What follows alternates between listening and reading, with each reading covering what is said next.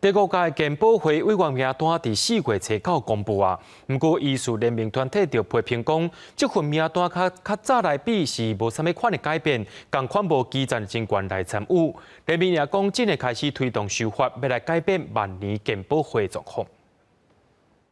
大家你们有把声音表达出来哈，那我想部长会听得到，会看得到的。今年2月，医疗产业相关工会去健保署申请，希望改变每届名单拢相像的万年健保会，而且予基层医护人员嘛有参与健保会的机会。迄时阵，健保署长李必忠表示，会向卫福部反映这个意见，就会有改变的机会。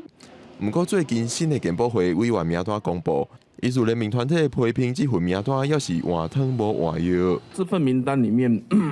他那个医疗服务提供者没有任何的那个劳方代表，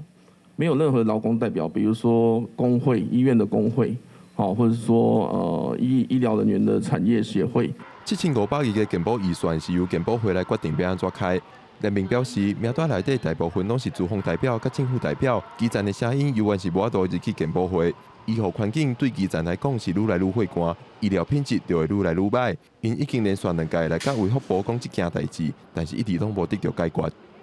目前所有的关于费用的拟定，以及费用的支出、费率的上涨部分，这些委员的名单在健保署上，第一完全没有办法完全看到，必须从历届的议事记录里面看到，所以要去整理那个委员名单其实不容易。那第二个就是所有的那个共拟会以及健保会的会议都采纸本没有办法进去旁听包括